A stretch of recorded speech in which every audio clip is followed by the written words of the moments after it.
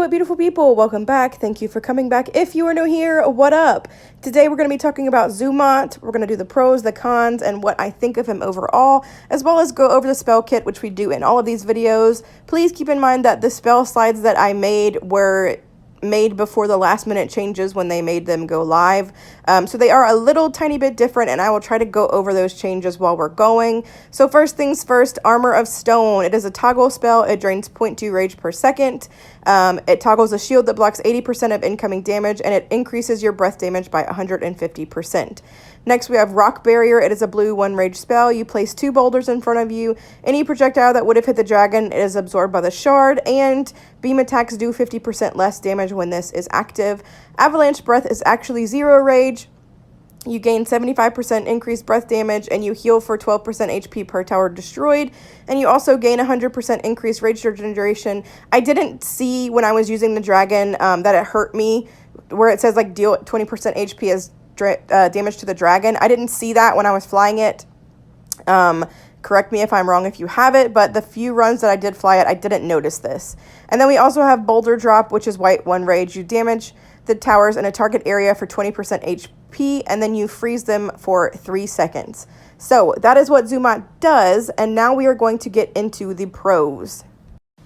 So the pros, we have a ton of ways to amp up your breath damage, a ton of ways to negate damage, from the shields to the beam reduction to the 2 stones that you can put in front of yourself. There's a lot of ways to not get hit and a lot of ways to amp up your breath damage. There also is ways to heal and freeze problem towers. The rage drain on Armor of Stone is barely noticeable, and with the right rage runes, you could probably make that like negligible to where you barely even notice it even more. Like, I didn't even have great runes on Tzumat, and I barely noticed the rage drain.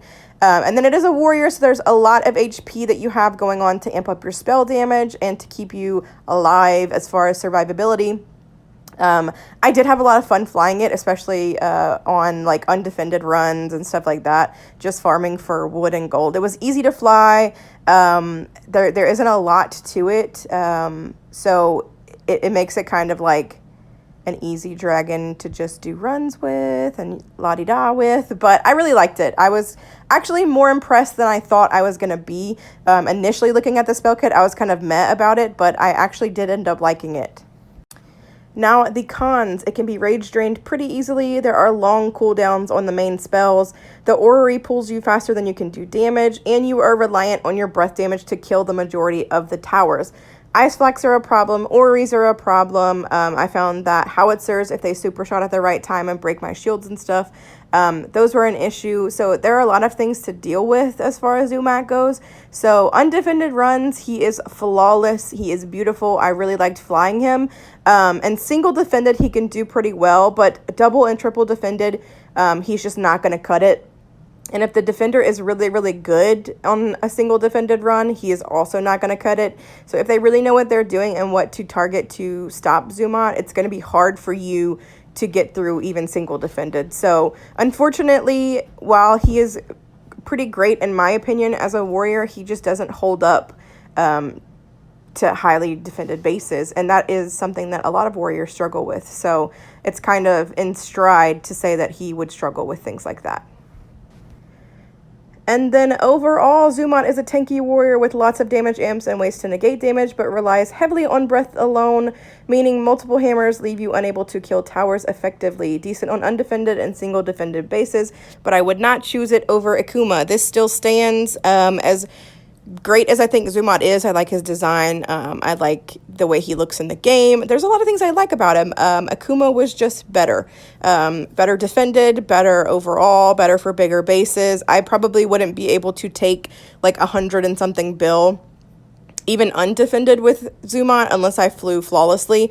Whereas with Akuma, it was like easier to do. So I think that Akuma is the better choice, and it was half off. So unfortunately, Tzumat did not pass that test for me. But overall, I think he is a decent dragon. I think a lot of people will have fun with him, especially if you are like mid to low level. I think he will be a good dragon for those tiers. But in the higher tiers, legendary dragons in general just don't perform as well as mythics, and it kind of sucks. So that is where I stand on it. Tzumat is beautiful. I like it. I'm not saying don't get it. I'm just saying be cautious of getting it, and don't go into it thinking that you're going to steamroll double and triple defended bases with it. So I hope you guys have a wonderful, beautiful day or night wherever you are in the world, and I will see you in my next video. Okay, bye!